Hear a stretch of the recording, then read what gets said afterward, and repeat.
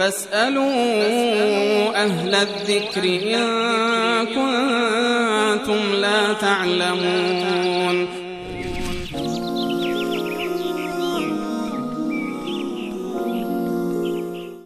شمس‌الله جان از ریاض سوالشون این بود که ما اینجا در افغانستان خب فقه احناف هست و اونجا 20 رکعت نماز تراویح خونده میشه. اینجا مشاهده میشه در بعضی از مساجد 8 رکعت نماز تراویح رو میخونن. حالا ما پشت سر اینو 8 تا بخونیم یا بریم خونه 20 تا بخونیم؟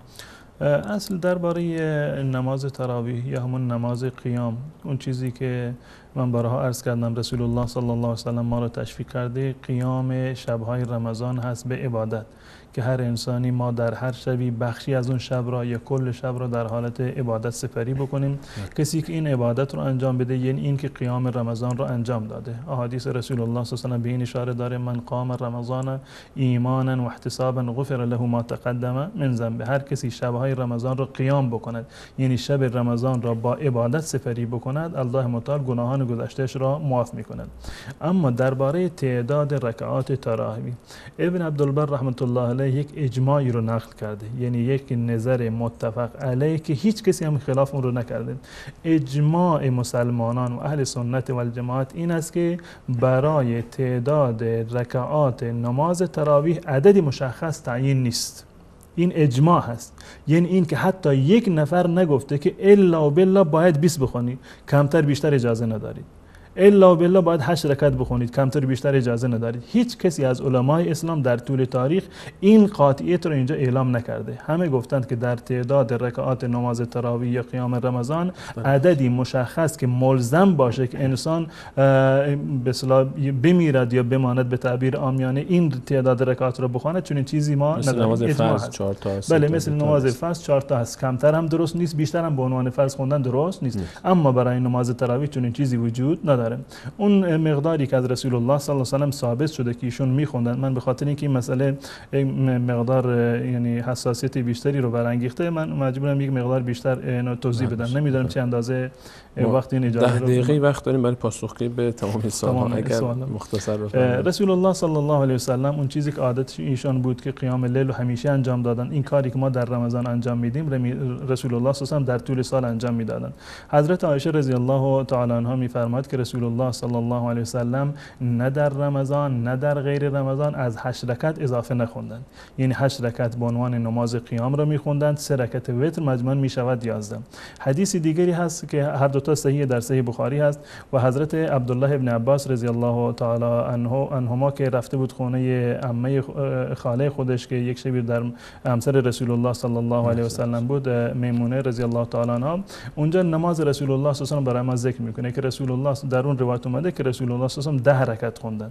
10 رکعت به اضافه 3 رکعت وتر میشوند 11 رکعت، یعنی هم 11 رکعت ثابت هست. بله، 8 رکعت با 3 رکعت که 11 رکعت و 10 رکعت با 3 رکعت که میشوند 13 رکعت. این عمل ثابت است از عمل رسول الله صلی الله علیه و سلم و هیچ گونه تفاوتی وجود نداره. قیام رمضان همون عملی هست که رسول الله صلی الله علیه و سلم در غیر رمضان انجام میدادن.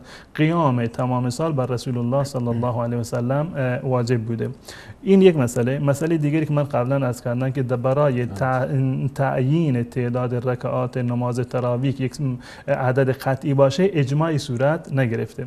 و جالب است که شما در میان خود مذاهب اهل سنت و الجماعت نگاه بکنید، مذهب امام ابو حنیفه، امام شافعی، امام احمد بن حنبل ترجیح دادند که 20 رکعت بخونند. 20 رکعت رو خب در حرمین همجوری مولانا 20 میخونند. 20 رکعت میخونند. از کجا میاد؟ بله، عرض میکنم اینو. این سه مذهب گفتند که 20 رکعت بخونند. مذهب امام مالک 36 رکعت هست. 36 رکعت نماز تراویح بخونند. حتی مذاهب دیگری داریم، مجتهدین دیگری بودن از میان اهل سنت و الجماعت که گفتن 41 رکعت بخونه. 41 رکعت بخونه. رسول الله 8 رکعت هم خونده و 10 رکعت هم خونده در زمان حضرت عمر رضی الله تعالی. من برمیگردم به این نقطه. پس بنابراین این مطلب من عرض کردم، میخواستم اینو عرض بکنم که برای تعداد رکعات نماز تراویح هیچ چیز ملزمی نیست که قهرا انسان باید فلان تعداد رکعات نماز رو بخواند وگرنه نمازش درست نیست، قیام لیلش انجام نمیگیره. در یک از این شبها که در حضرت رسول الله صلی الله علیه و آله اومدن نماز تراویح یا همون قیام رو خوندن در مسجد، یکی از اصحاب رسول الله صلی الله علیه و آله فرمودن فرمودند که زدنا یا رسول الله، 8 رکعت خوندن تمام، گفت برید خونه هاتون. یکی عرض کرد یا رسول الله بیشتر بخون برای ما، بیشتر نماز میخوام بخونیم. رسول الله صلی الله علیه و آله فرمودند من قام مع الامام حتی ینصرف کتب له قیام لیله. هر کسی با امام نماز بخونه تا اینکه امام نماز رو تمام بکنه و نماز به پایان برسه، قیام لیل براش نوشته میشه. اینو در جواب این بینندمون، اگر شما با امام نشستید و با امام نماز خوندید، امام 8 رکعت خوند، شما 8 رکعت بخونید، 10 رکعت خوند 10 رکعت بخونید، 20 رکعت خوند 20 رکعت بخونید، اگر 36 رکعت خوند شما 36 رکعت بخونید، هیچ گونه ممنوعیتی وجود نداره. اما چیزی مطلبی رو که من میخوام در اینجا عرض بکنم و چیزی که اهمیت داره واقعا کیفیت نماز هست تا توجه به کمیت نماز. اون چیزی که مهمتر هست کیفیت نماز هست. تعداد رکعات یعنی اونقدر مهم نیست که کیفیت نماز در واقع مهم است. همون حدیثی که حضرت عایشه رضی الله تعالی عنها می‌فرمایند که رسول الله نه در رمضان و نه در غیر رمضان 8 رکعت بیشتر نمی‌خوانند. کان یصلی 4 فلا تسأل عن حسنهن و طولهن.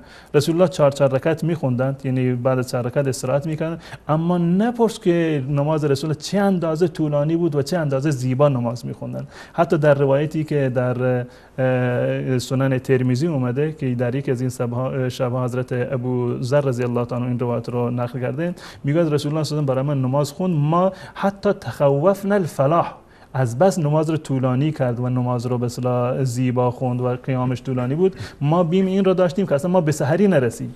یعنی 8 رکعت نماز تا وقت سحری در واقع ادامه داشت. بله حضرت علامه ابن تیمیه رحمت الله علیه نظر جامعی رو دارن در این زمینه. میگه که اگر کسی بخواد که بر سنت رسول الله عمل بکنه، 8 رکعت بخونه با همون کیفیتی که رسول الله میخوندن، طولانی باشه و به قول حضرت عایشه نپرس که چه اندازه زیبا و طولانی بودن و حتی احیانا تا وقت سحر این ادامه پیدا میکرد، این اولاتر و بهتر هست. قیام لیل رو انجام داده، هیچ دقیقه میکشه دیگه، 8 رکعتی که 3 ساعت 4 ساعت طول میکشه. این گونه هست. و علامه ابن تیمیه رحمت الله علیه میگه که این مجاز هست و این علت اختلاف در تعداد رکعات هم این نکته هست که در این زمینه عدد مشخصی وجود نداره، گذاشتن به اختیار خود شخصی که نماز میگذارد. اگر شما واقعا میتونید که نمازتون از نظر قرائت، از نظر رکوع و قیامش و سجدهش کامل باشه و خیلی طولانی باشه، پس بنابراین بهتر هست که رکعات رو کمتر بکنید، کیفیت رو اضافه بکنید. اما به اجماع علما حضرت علامه ابن عبدالبر ابن تیمیه گفتند که انسان مجاز هست اگر که کیفیت رو کمتر کرده، کیفیت نمازش کمتر هست، مجاز هست که تعداد رکعات را اضافه بکنه. و جالب است که در مدینه، در مکه مکرمه 20 رکعت نماز میخونن، در قدیم 20 رکعت نماز تراویح میخونن، تا حالا 20 رکعت نماز تراویح میخونن. در مدینه 20 رکعت نماز تراویح ابتدا میخونن، اما در مکه مکرمه بعد از این که 4 رکعت نماز تمام میشد، مردم بلند میشدند و طواف هم انجام میدادند. 7 مرتبه طواف انجام میدادند. یعنی در وسط هر 8 رکعت نماز تراویح که انجام میدادند و یک ترویحی بود، استراحتی بود، بلند میشدن طواف میکردن. در مدینه مردم دیدند که خب ما فرصت طواف نداریم، به جای هر استراحتی 4 رکعت اضافه کردن، مجموعش شد 36 رکعت.